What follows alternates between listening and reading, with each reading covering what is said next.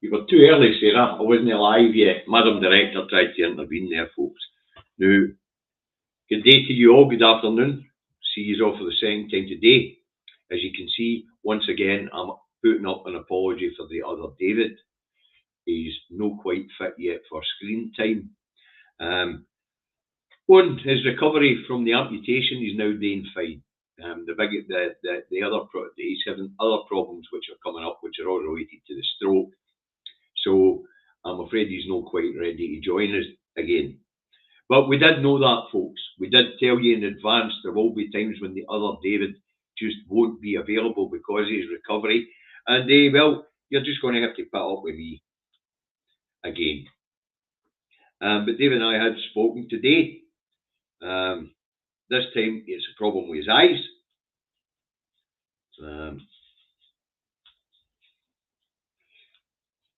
This time it's a problem with his eyes. That's Facebook on board. This time it's a problem with his eyes, unfortunately. So he can't see, so he can't really contribute or see your comments and that. So he's hoping to be fine at some point next week. So let's wish him the best. Okay. Now, it's the Two Davies on the 24th of the 10th, 2024, minus a Davy, as I say. Now, the week started off this week with John Swinney, the First Minister of Scotland.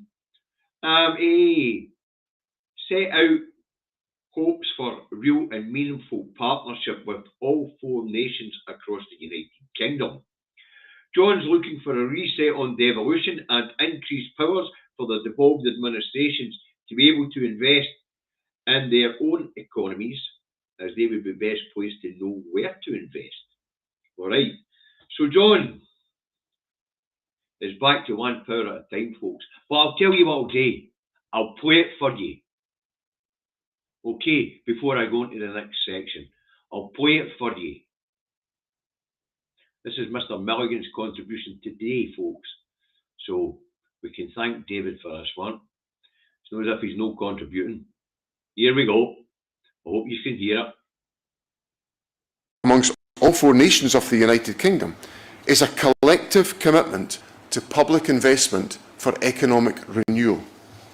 Investment that will allow us to move into an economic spring with new growth, new opportunities and new hope. In this century defined by global crises, we must invest boldly to improve living standards, to increase equality and to protect the planet. We cannot simply sit back and wait for economic conditions to improve after nearly 2 decades of volatility. Instead, all four nations must be able to become investing governments, investing to improve our economic prospects ourselves. So, what is needed now? So what is needed now, according to John, is a reset and devolution and more powers for the Westminster Parliament. John's back to one power at a time strategy. And just keep getting one power at a time until Westminster becomes irrelevant. It would appear that independence is off the cards, and John has now relegated the SNP to a fringe party again. It would appear that his approach, the only thing it will do will make the SNP irrelevant. And I mean that. As the people watch the SNP struggle to reset the relationship with Westminster, they're going to increasingly look towards Labour. Well, maybe. We'll see. We've got a wee bit more of that coming up. But as I say, what we need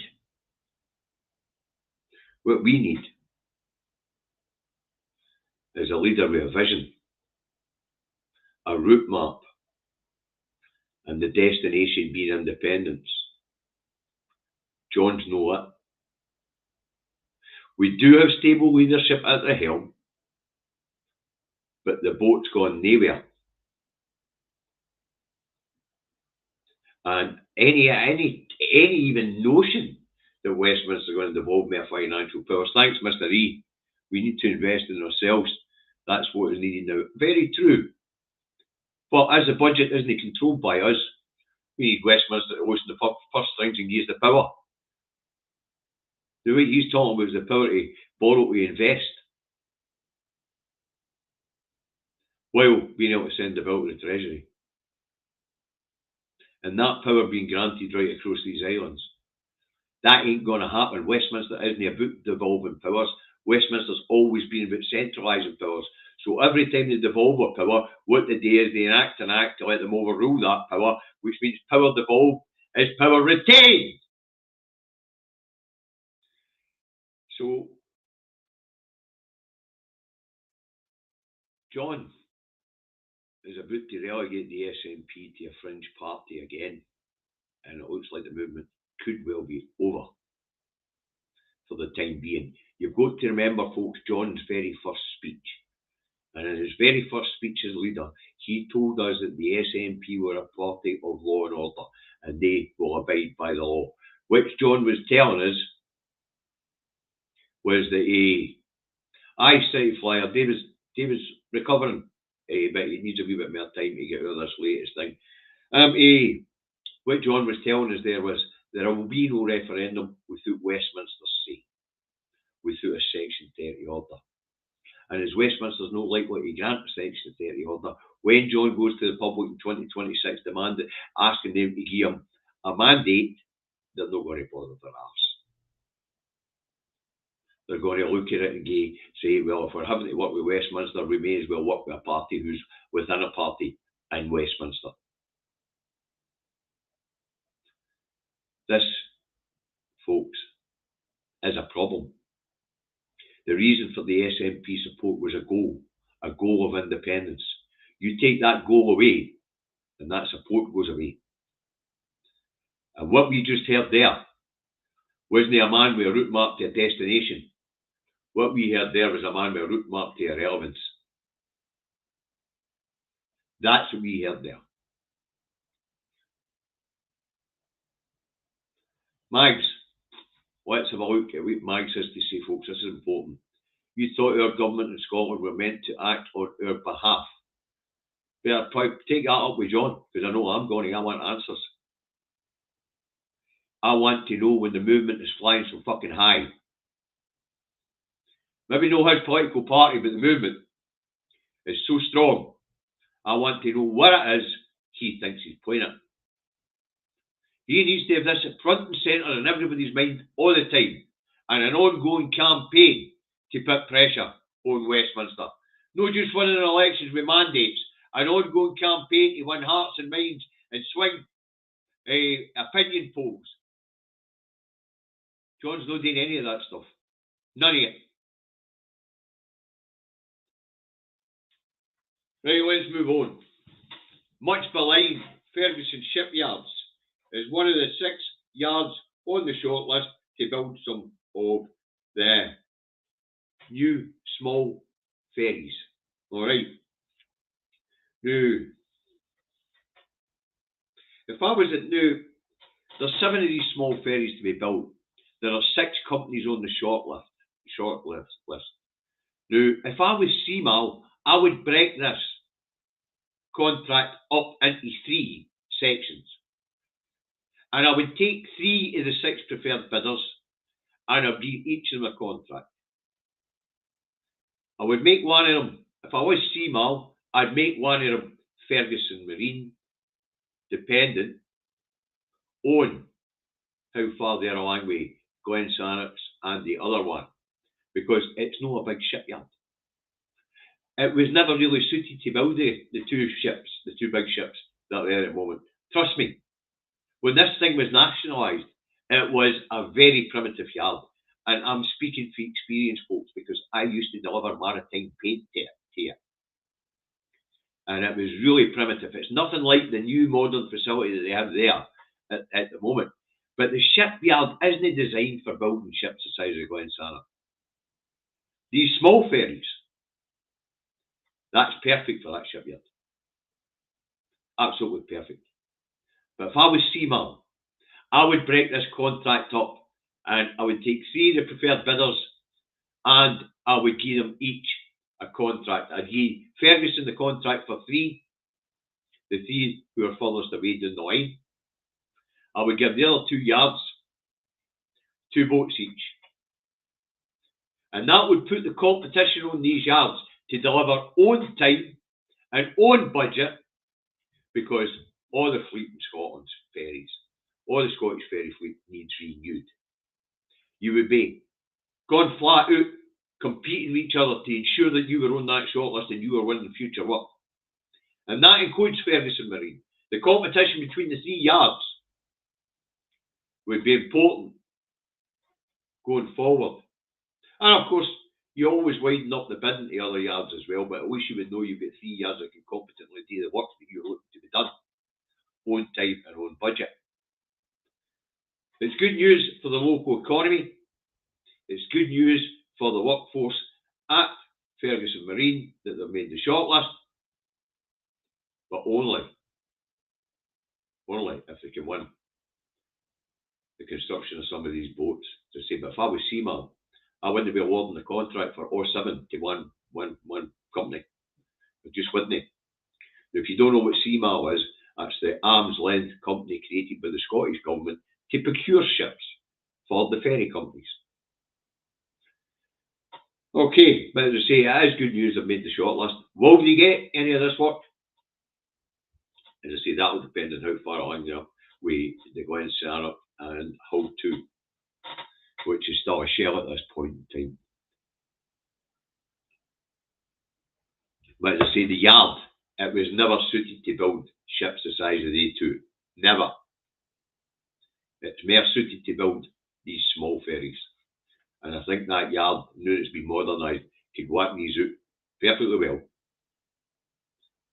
And probably as well as any other company on the planet. So, let's hope they get the work. Nathan McAllister, can Swinney be removed before the 2026 election, and how do we go about it? We have a vote conference to get shot of him. Yes, it could be done. It's getting the NEC to put such a motion onto the conference agenda. Okay. Right. Let's move on again. Life expectancy in Scotland is on the rise again after falling from 2019 to 2022. The average age for a woman in Scotland can now expect, the average age a woman in Scotland can now expect to live to is 80.9 years. The average man in Scotland can expect to live to 76.9 years. The life expectancy is shortest in Glasgow, and that's the lowest life expectancy for men and women in Scotland is Glasgow, with the average life expectancy for a man at 73.6 years and 78.3 years for women. In the most deprived areas of Scotland, life expectancy for women is 70.9 years, and for men it's 65.6 years. Now, the drop in life expectancy between 2019 and 2022 was put down to the pandemic. It was put down to increased drug deaths. It was put down to the increase in the amount of dementia and Alzheimer's deaths. But it would appear that the trend is now reversing. So, what's the net worth of the rise in life expectancy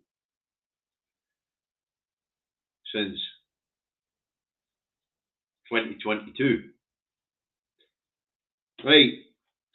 Well, the total improvement in life expectancy for men.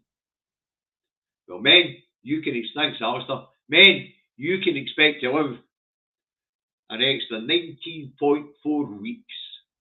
There you go. And women, you can expect to live, due to this rise in life expectancy, an extra 18.2 weeks longer. Just enough time for one last hurrah on the way out the door.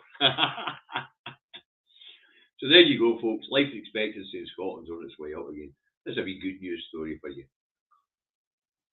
I can expect to live 19.2 weeks longer.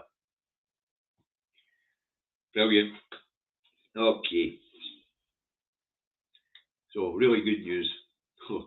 I get another 19.2 weeks of this fucking misery. Just what I wanted. Means you poor buggers are going to have to put up with another 19.2 weeks of Davy. Yeah, brilliant. Ah, wee good news story. Something to make us smile, huh? Okay, let's move on. Anna Saba comes under fire for broken election promises. And about bloody time. I don't know why they're arguing all over this. It's a mystery. Not. Aye, right. Anyway, better question. When is the branch office manager going to grow a backbone? The Labour Party in Scotland is hemorrhaging members, and the budget could see the Labour Party here in Scotland in electoral wilderness for years, depending on what Rachel Reeves does. But Starmer doesn't care. He doesn't need the Scottish MPs. He doesn't need fucking the Scottish MSPs on side. And we know that by the way he's been backhanding Starmer every time he made an election pledge. But it is about time he was called out on this.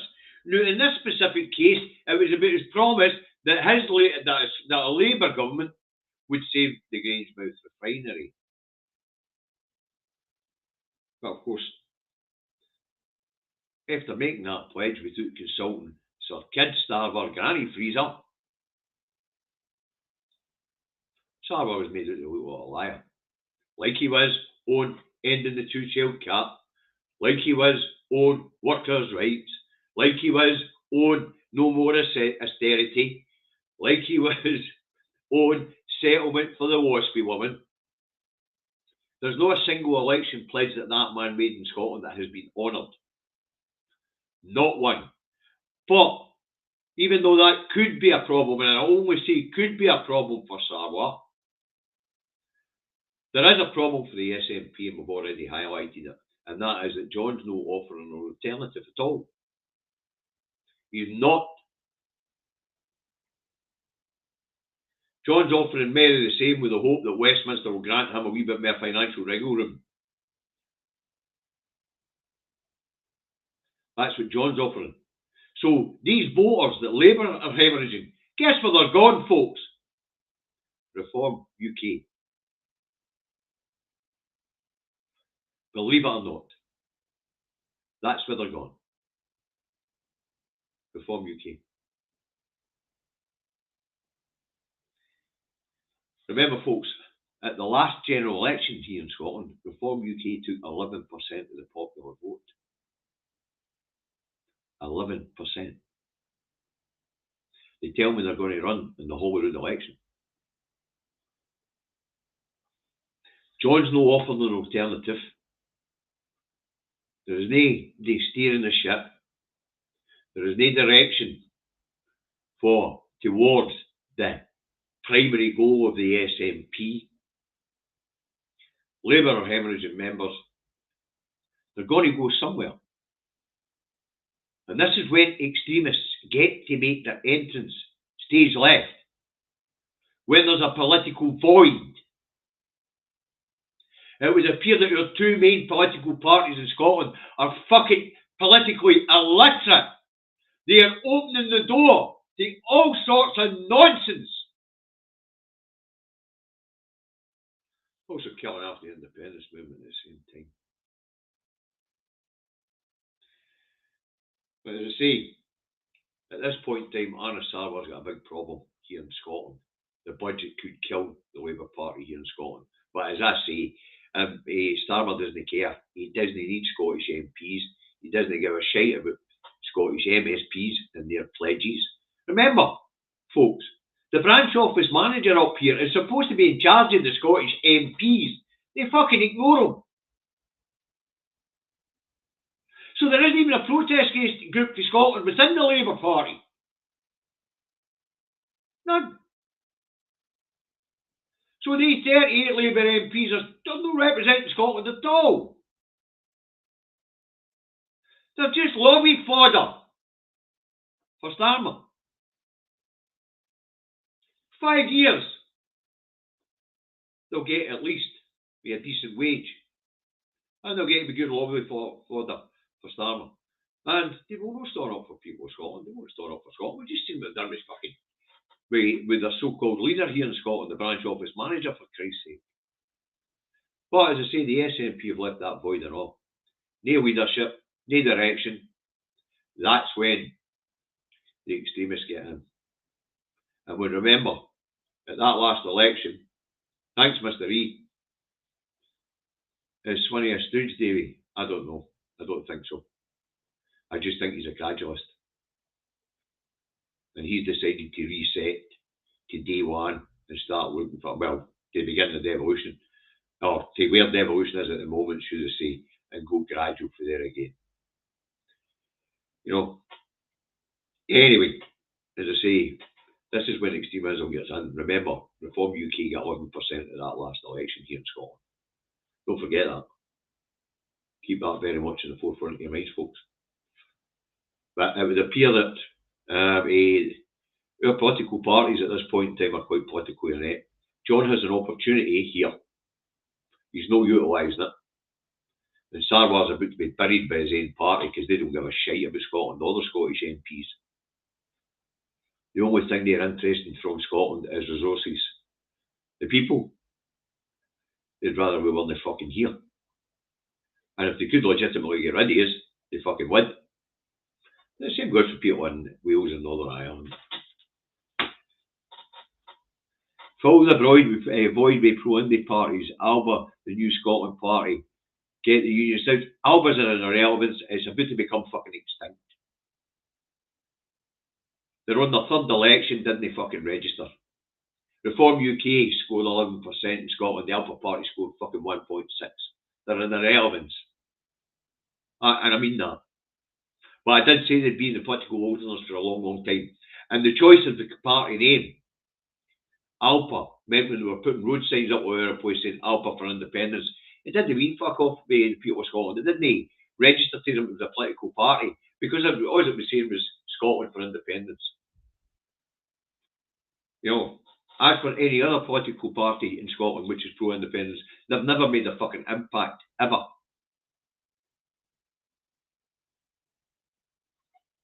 And the Greens are not committed. They're only on the edge of the seat. And they're not making an impact because they're pro-independent. They're making an impact because of the climate and because of the left-leaning policies, although not so much here in Scotland. So there is only one bus at this point in time, and if that bus comes after its fucking rails, you can talk about starting to build again. And it took 25 years of devolution to get to, 14 years of devolution to get to the last one. Well, 10 years on, and there's no chance of going another referendum in the next 4 years. Fucking none. Right.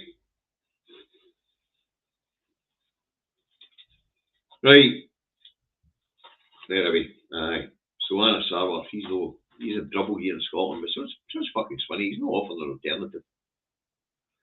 Right, the Scottish Greens to debate withdrawn support for the National Care Service. Now, why is a party who is in principle allegedly supporting the idea of a National Care Service, from the Parliament actually, why is it debating this issue? Well, a motion was brought by Green Councillor Anthony Carroll that said the bill wasn't fit for power and it wasn't fit for passing, and it was just a power grab on the local councils.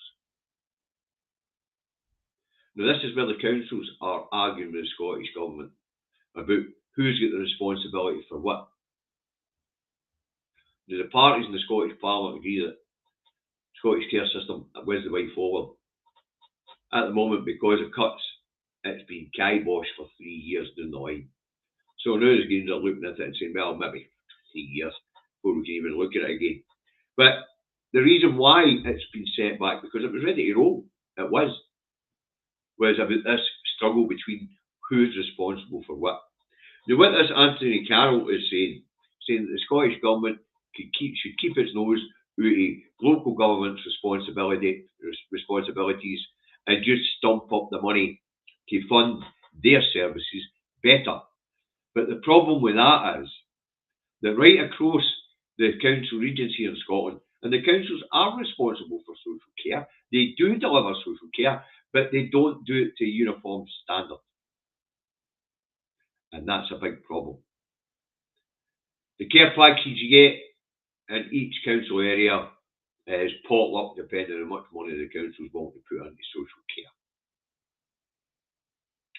The idea of the National Care Service was to take that responsibility away from councils, yes, it would. And, there was an initial agreement, and it would have hit their budgets, but it would have meant that we would have standardised care.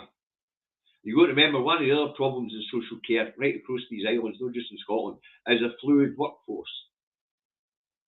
Now, the reason why that workforce is fluid is there's no career advancement and there's no career safety. And, of course, it's very low paid. So when something else comes along, which maybe pay 10 bob more, people are on the move. Now, the idea of the National Care Service was that you would standardise care, you would give people a living wage, and you would then have career advancement for them and ongoing training for them, and we would have better care for our elders and our young and anybody else who needs care in our social care system across Scotland, which is absolutely what we need.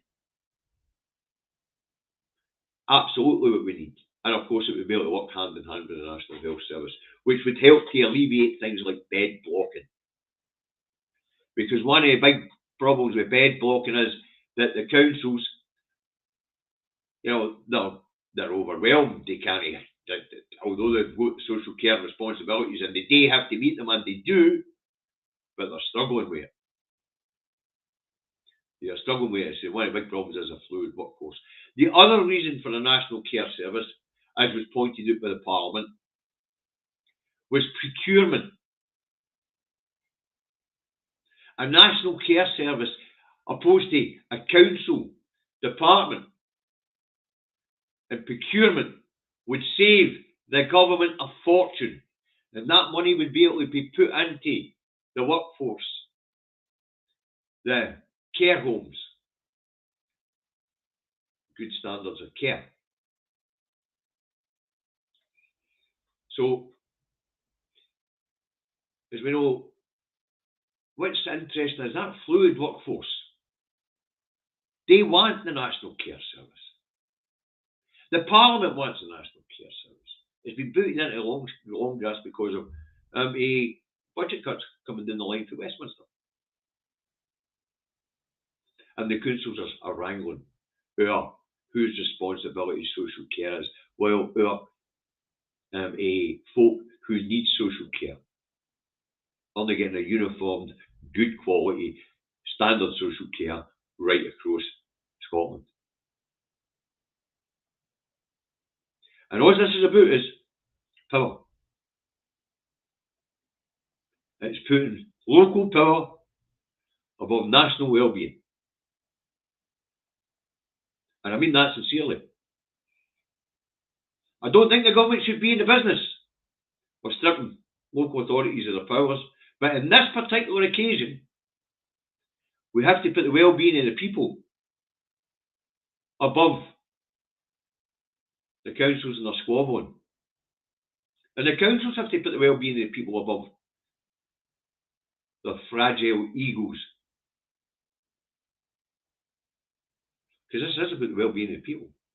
And the fact that it would be a National Care Service, as they would give it a huge amount of clout, a huge amount of buying power, and a huge amount of influence in order to ensure that our people get the quality care that they should get if they're contributing to society all their life for the most of them. And those who can't ever contribute to society, they deserve our care as much as anybody else, if not more.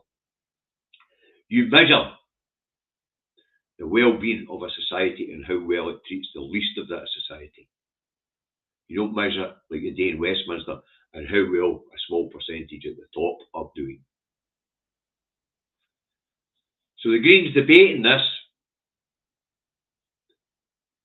it could see them withdraw support, and a bloody good idea and a bloody good intention and a well-needed service may never ever got off the ground. Which would be sad, because this is needed. I might need social care at some point myself, and I would like the standard to be high, and I'd like it to be something akin to the National Health Service. But I've pointed out all the reasons why it's a good idea. It would speed up hospital releases, that would do away with bed blocking. It would give it much more power in procurement. It would give the workforce stability and career advancement. And it would give the elderly and the young and whoever needed care vast, better standards of care, whether that be in a residential situation or an at-home situation, folks. And that's what we have to pay for. That's what we have to pay attention to here. What is good for our people? And how do we measure the strength of our society?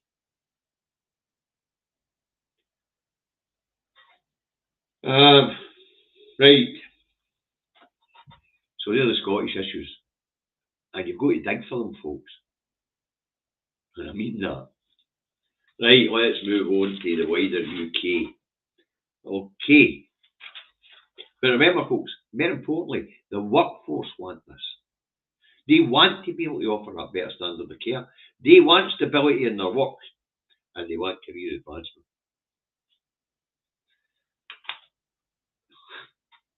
And we'll see if the Alpha Party is still around in 2026, shall we?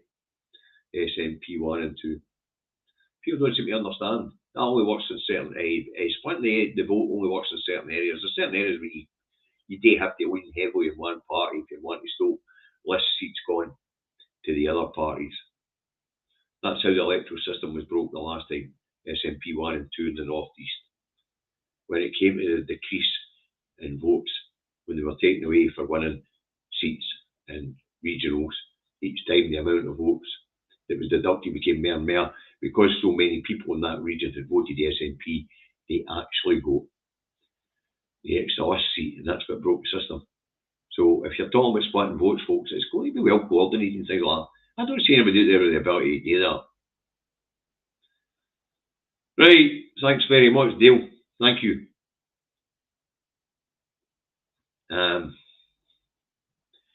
Let's move on. Right, Stushy and Commonwealth. Commonwealth leaders slap Downing Street and King sausage fingers in the face. It was reported as we run up to this conference of 56 Commonwealth leaders that Downing Street had told them that discussions on reparation or reparational justice for the transatlantic slave trade was not to be on the agenda. Well, it would appear the 56 other Commonwealth members have stuck their two fingers up the Downing Street and sausage fingers and said, aye, it will be on the agenda.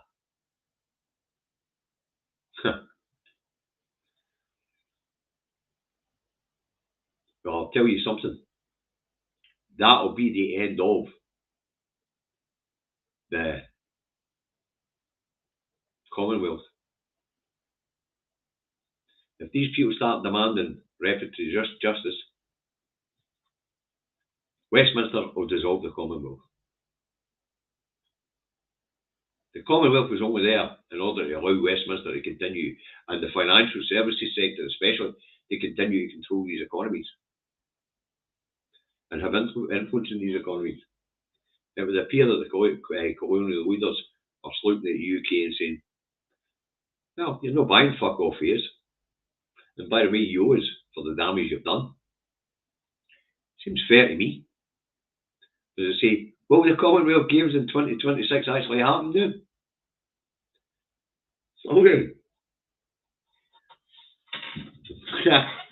Will the Commonwealth still exist in 2026?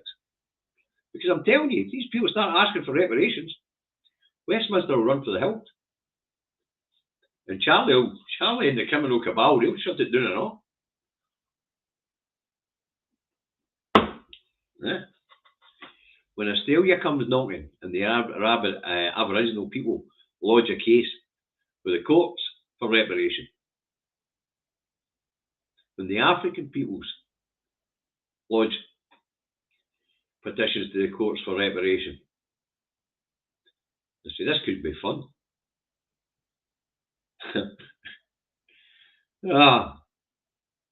This could be fun. Rather than being sensible, Westminster, and trying to get themselves involved in moderating what this is going to cost, there's just no one to negotiate. They'll shut the fucking thing down. It's not going to stop them ending up in court. If these nations take it up their hump, these peoples take it up their hump, it will be the end of the Commonwealth. And about fucking time too. The legacy of empire is a disgraceful thing. Rape, pillage, murder, theft, exploitation, genocide. You fucking name it, it happened. We did it. We were part of that empire. We were part of the forces that were raping other parts of the planet and bringing them under Westminster's control. And we have to recognise we're in part in that. But a big slap in the face for sausage fingers and Keir Starmer, so I'm pissing myself off it. Right, and of course, front page news at the moment. Trump has lodged some sort of complaint about the UK Labour Party government interference in the UK and the US election. The claim is that as a number of Labour MPs and Labour officials have been out in the US at the Democratic Party Congress and back and forth like yo-yos at the moment, Trump was claiming that the UK government is influencing the election. Now that tells us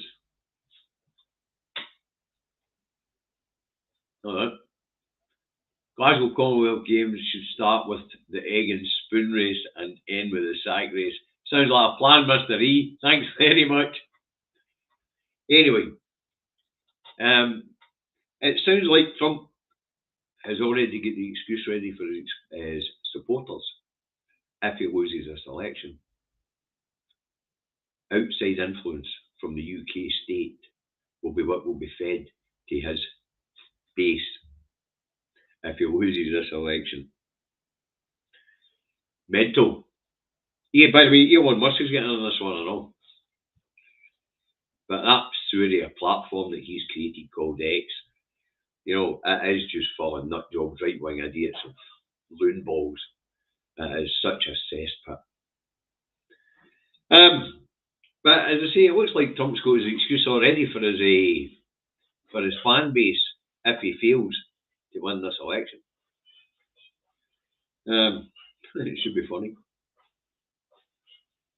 Should be funny. But it's interesting, isn't it?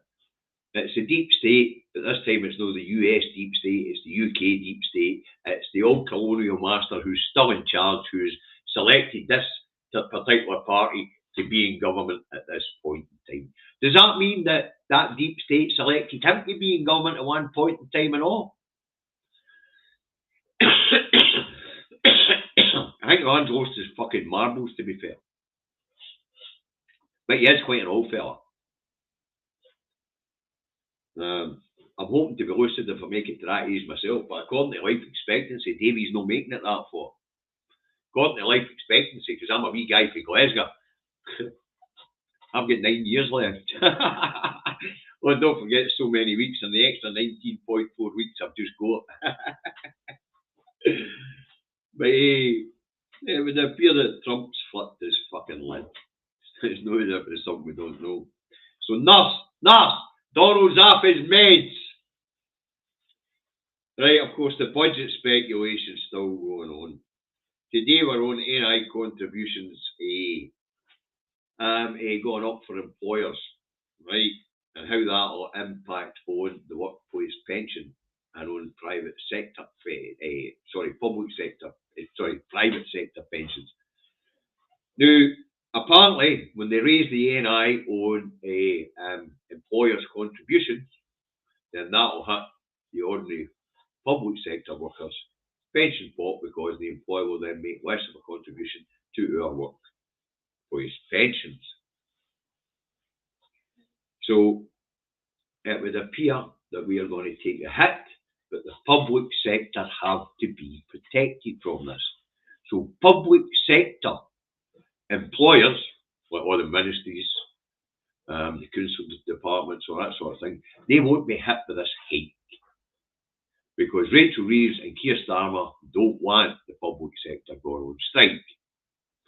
So it would appear that we have two tiers in this particular instance, and two-tier Keir and Reeves would be correct in this particular instance.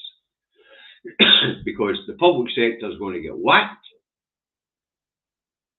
Sorry, the private sector is going to get whacked, and the public sector is going to be protected. And as I say, the reason for that, they don't want large-scale industrial action across the public sector. And you threaten the public sector's pension, then you've got a war in your hands. So two-tier Keir in this particular thing when it comes to pensions is correct, because apparently the private sector's to get whacked and the public sector has to be protected. That's two tiers of working standards or working rules. That's definitely two tiers. That is a big defining divide between the private sector and the public sector. So, if you're in the public sector, your pensions are being protected for this particular smack in the bahookie. That doesn't mean there won't be anything else in the budget that will smack your pension, but I doubt it. Because every time they go anywhere near your pensions in the public sector, you guys go radio fucking rental, and quite rightly so. But us guys, well, we're fair game, aren't we? So in this particular instance, two-tier is correct. Very interesting. Very interesting. Now, the two-tier posting thing, and then we got for a second. Two-tier justice, yep. We've seen what happened to people standing outside courts with placards, they end up in the fucking pokey. Well, real criminals are being released, which is a story in England at the moment, actually. It wasn't just here in Scotland that had to be done for overcrowding. The reason why it had to be done here in Scotland for overcrowding was because underfunding in England and Wales meant the barnet consequences come to Scotland meant that we didn't have fucking money to fund their prisons either. That's what's called the knock-on effect, if you don't know what that is. And that's what we're going to see next week at the budget, what the knock-on effect of Westminster's mismanagement of the UK economy is going to fucking be. Right. Let's move on. Now, it would appear that West Streeton will come out against the assisted dying bill, and I expect Sir Keir Starmer will do the same too. Why? Well, the religious leaders are against it. And believe it or not, the archbishops down there still weigh a wee bit of power. You know, so I expect Keir Starmer to take the easy route and come out against it, and maybe even get his party to vote it down. I don't know whether he'll vote a three-line whip on it or no. But I expect it to fail.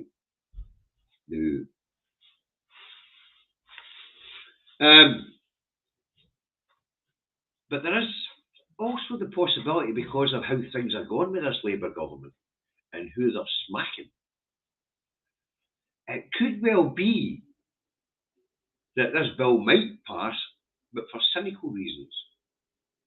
And that is that this mob want really anything that's costly and unproductive. We've seen that with the hitting of the children, with keeping the two child cap forcing another 240,000 children into poverty in this actual year. We've seen it with the cut to winter fuel payments. That's going to get 4,000 pensioners off the books. Assisted dying is going to shorten the cost of keeping any of these long-term ill people alive. As we know, Labour are smacking the non-productive. That's why the students are getting hit with a rise as well. And their student loan books are being sold off. You know, anything that's considered non-productive, anybody that's considered non-productive, they're getting smacked by this Labour government, including those who are mentally ill. It's being reported that Reeves is in the drive to get people back into work and get growth. Fuck knows what it's going to grow into, you know. To get growth, they're even going to go as far as to put job coaches into mental hospitals, where people who have been admitted because of severe mental health and the risk of hurting themselves should be concentrating on recovery, but apparently they're going to get job coaches to try and get them back into the workforce. And the ones that are most successful with probably top themselves, and they'll be after fucking building boards and all, won't they? So that's the two possibilities with this assisted dying. How much will it save? Will it save enough to be worth pissing after religious leaders in England? Well, an interesting story, that one. Then we'll see how it goes. But so far as I can see, the Labour Party have put money before morality. And we can see that with Israel fuck in Gaza. You know, absolutely outrageous behaviour. So, as I say, with this assisted dying, I expect Keir himself to come out against it. Will he make it a three-line whip or will he make it a free vote? I've got a funny feeling to make it a free vote. You know, because I think him and Reeves will hedge their bets. Either way, they haven't pissed off the religious leaders, and if it goes in favour of assisted dying, well, that saves the NHS a few bob.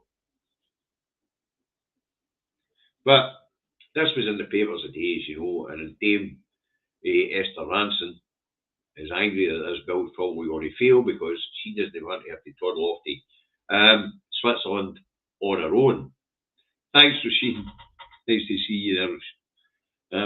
Thank you very much. That's awfully generous of you considering you're the one in Scotland, Roisin. What do you call it? So apparently she's a bit upset. What was that all about? I've obviously had somebody else's comment now. Apparently she's upset that she's going to have to go to Dignitas in Switzerland by herself. And see, when I seen that headline this morning, news people who watched the Two Davies, the Andy Talk Davy broadcast this morning, will said, oh, her family no go with her.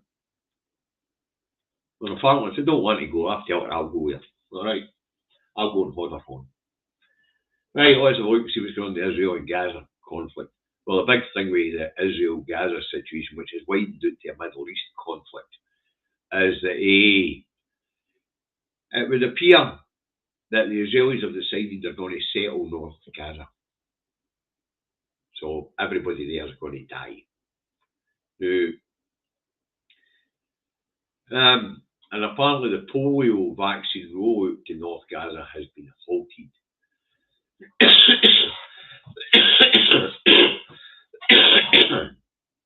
And we'll get one Israeli security advisor tells the BBC that IDF soldiers should refuse orders that may be war crimes.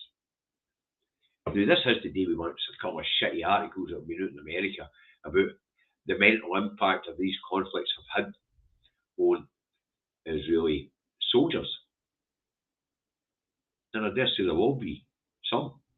But the evidence seems to be, especially the stuff gathered by Al Jazeera, because there's a programme on it, seems to be that we're enjoying the atrocities of our day. When we've seen them raking through women's underwear drawers and trying their underwear on, we've seen them laughing and smiling as they press buttons to pull down apartment blocks and blow up hospitals. We've seen people sitting at settlements in the West Bank with bevies on deck chairs watching the bombs rain down on the people of Gaza. So, that's what that's in the backy. The poor mental health of Israeli soldiers, my fucking arse. Why would we be sympathetic to folks who we have watched personally committing atrocities? And by the way, folks, if you want to see the thousands of videos that 10,000 videos that Al Jazeera has put together, there's evidence of war crimes. They were all posted by Israeli soldiers, but go and have a look. Al Jazeera YouTube channel, you get it. Unbelievable. Right, what else we got? Aye, North Gaza polio vaccination delayed due to strikes and displacement. No, it's not. That's not it at all. It's to kill them or drive them out. As I've just said, the Knesset has said, let's settle North Gaza. So there's that highway that they built right across the middle. And that's where they're fucking taking it to. They're going to settle it. The land's been stolen. It's been annexed. And of course, there's a continued carry on in strikes in Lebanon. It's been reported today that the Israelis struck a residential building, killing 19 of its inhabitants. No doubt the Israelis will claim that there was a Hezbollah leader living in that particular residential building, and that justified them killing every other fucker in that building. But not Disney. It's a war crime. Let's be clear about this. That's a war crime. It's also been reported that a school turned into a shelter was targeted by Israel, and 17 have died there in Gaza. That is clearly a war crime. As I say, Israel's intent on widening the conflict, and that's because when we've seen that map at the UN, part of Lebanon was part of Greater Israel as well. And we'll see what the king's going to say. King of Jordan, because looks like they're threatening Jordan, they're on it.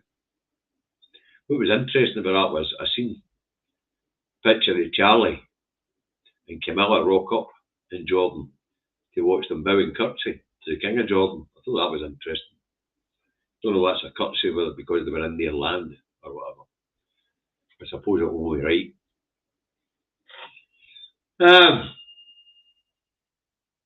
And apparently Israel was arrested a second group of alleged Iranian spies within their borders. And Israel is still preventing humanitarian missions to the north of Gaza and the rest of fucking Gaza, according to UNRWA. And the Americans are not chuffed about it, apparently. I heard that. Right, let's nip there and see what's going on in Ukraine. Right, North Korean troops in Ukraine would escalate conflict, Lukashenko tells BBC. And that's Vladimir Putin's closest allies. I've already explained this to you folks. North Korea's ties with Russia are strengthening, but they're not going to fight in the front line. They're going to learn about each other's methods of warfare so that if they have to go to war together, they're not getting in each other's fucking roads. And of course, Putin gathering his allies to show West pressure isn't working. In other words, the fact that the remaining communist or so-called communist countries or eastern countries like Russia, which isn't a communist anymore apparently, China, Korea, they're all strengthening, and the BRICS are strengthening their alliances. And Putin saying it shows you as they strengthen their alliances and become not just a trading bloc but a military bloc, and it shows that pressure isn't working for the West. And apparently the UK is to boost Ukraine funding using $2 billion from Russian assets that have been seized as part of the sanctions. I suppose that's fair enough. It's not costing the public purse. But no doubt this conflict is costing the public purse a fucking fortune. So, stalemate in Ukraine goes on. Not good. Right, folks. I hope you found that entertaining. I hope you found it informative. I'm sorry the other David's no way me again today, but we did say to you that this would happen at times. as he recovers.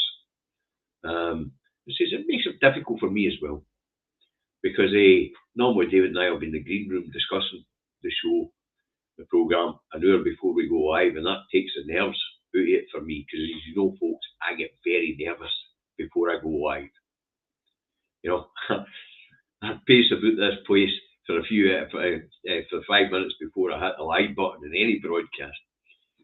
So there you go. But I'm hoping David will be out of this latest setback, and he'll be back with us on Monday. But we'll need to wait and see. We'll need to see how it goes over the weekend. Okay. Now, I want to thank everybody for their kind contributions to the Food Bank Fund. Just as I say that, Ange throws in a contribution late twice a day, and you hope everyone's well. Well, Ange, for your contribution, you can stay after the naughty step, but you do have to watch base back and catch up. All right. So I want to thank you all for your contributions. Now the money is in, and I'm about to contact a couple of food banks in Argyll and Bute and get the funds out to them.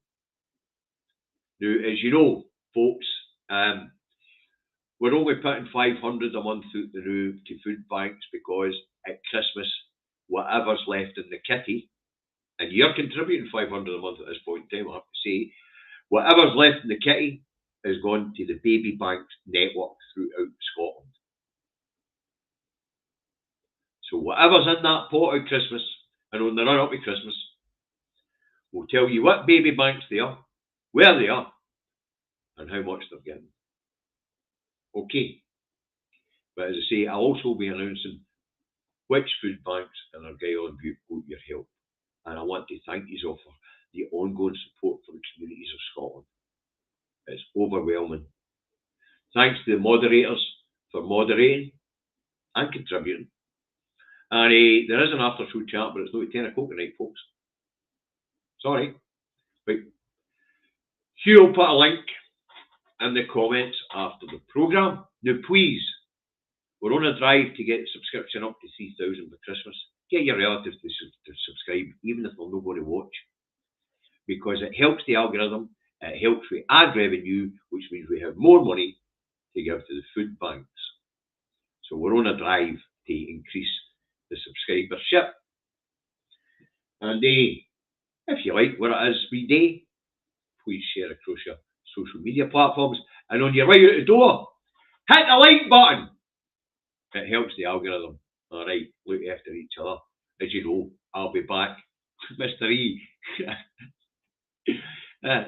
Just as I'm shutting the door, you're popping up. Thank you very much, Mr. E. You've been very generous today. As I say, and I do apologise for the time you were on the naughty step. It wasn't me. But apparently it was only me who could take you back after naughty step, because the moderators couldn't. But hey, thank you, Mr. E. Well, thanks for your contributions. Right, look after each other. Davey's got work to go to. Have a nice day. See you in the morning.